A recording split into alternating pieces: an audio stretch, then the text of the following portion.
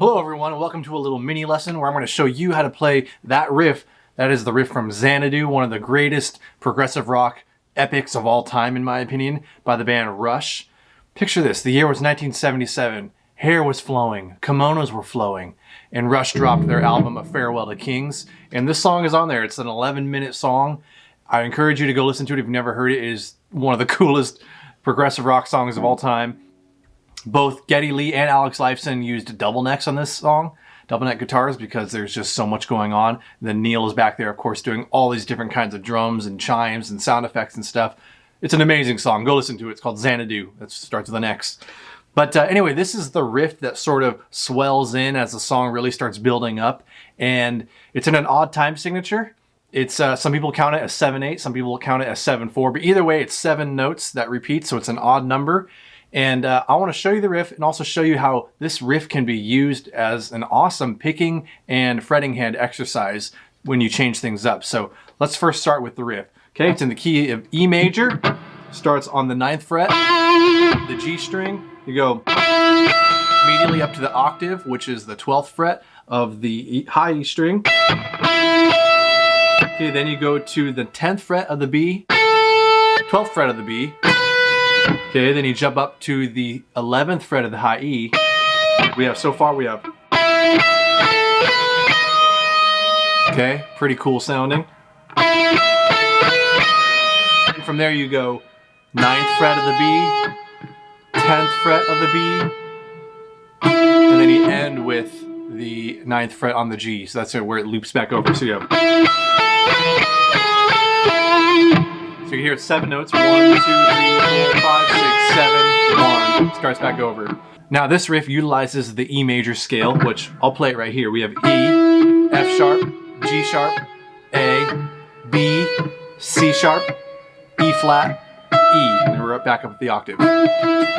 So, or if you want to think of it in numbers, we have the 1, 2, 3, 4, 5, 6, 7, 8, or 1, the octave. So it's 1, 8, 4, 5, 7, 3, 4, 1. If you want to think of it in that way too, if that's helpful. So Alex Lifeson, I watched a couple different live videos of him. He plays this all with downstrokes, which if Alex plays it that way, then that's the correct way to play it. But I'm going to show you maybe 3 different ways you could play this riff that could help you with your picking exercises. And sometimes picking exercises can get boring if you're just playing scales and whatnot. Sometimes it's fun to change it up and use maybe a song riff to practice. So let's first start by doing the whole thing with downstroke. So you're going to go down, down, down, down, down, down, down, down. Okay? And that will give you the most attack. That'll give you the most sort of in-your-face tone.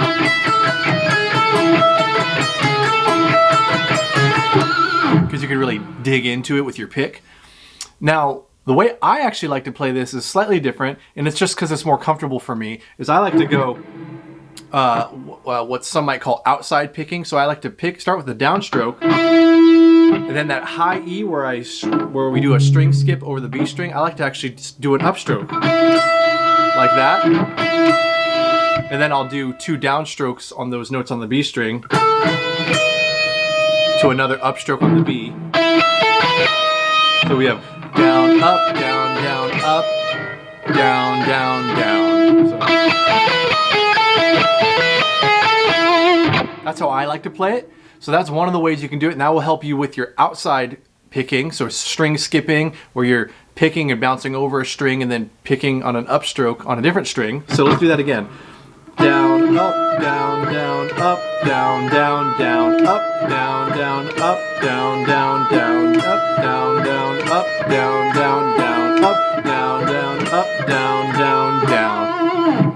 So you can give that a try, okay? And then the third way, so we have all downstrokes, and then we have that where we kind of do some outside picking. The third way, and this is a really fun one, a fun challenge, is you alternate pick every note, but here's where it's tricky. Because there's only 7 notes in this riff before it loops back over, by the time you loop back over, you're actually going to be starting with the opposite way that you picked it the first time. So, say you start with downstrokes, so it'll go down, up, down, up, down, up, down, up. So when you loop it back over, you're now starting with an upstroke, which means you have to do some inside picking. So when you start it over, you're going to go up, down. So you have to skip over the B string and then do a downstroke on that high E. So up, down. And then once you've looped it back that second time, you're now back to where you originally started. So.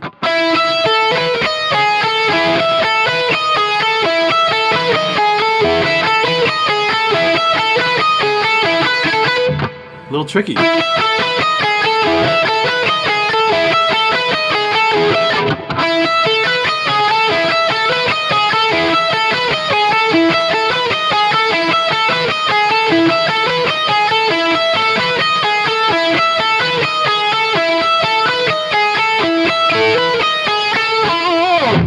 So obviously you can see that's maybe the trickiest way to do it, because your hand is constantly having to readjust to both outside picking and inside picking.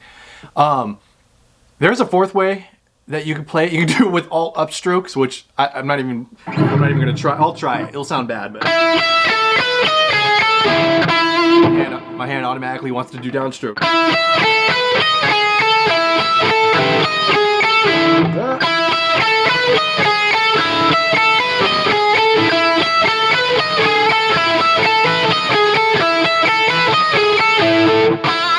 You can see I don't practice that one, but you can feel free to try it. All of these exercises, when you try them in these different variations, they'll only make your picking hand stronger, your dexterity better, your accuracy better.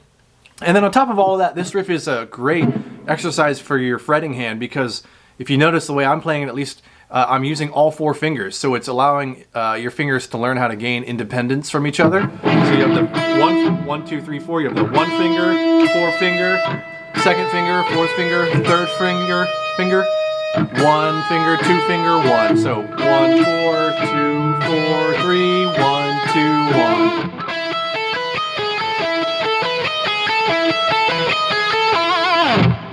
So it's a great exercise for your left hand as well, or if you're a left-handed guitar player, for your right hand. So I'm going to give you one more little bonus thing you can do with this riff. Experiment with kind of moving it up and down the neck, and it'll make it even funner to jam along with this riff.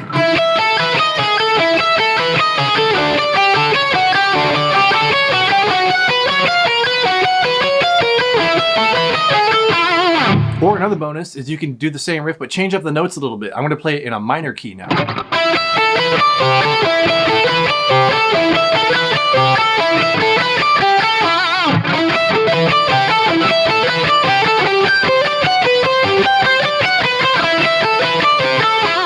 So there you go.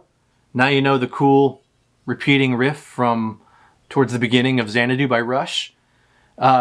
Put on the song and practice along with it. Alex loops the riff several times, so it gives you plenty of opportunity to change up the picking maybe every other time and challenge yourself. And before you know it, you'll be playing this riff in your sleep, all different ways with your picking hand, and you'll be able to impress all your prog rock friends.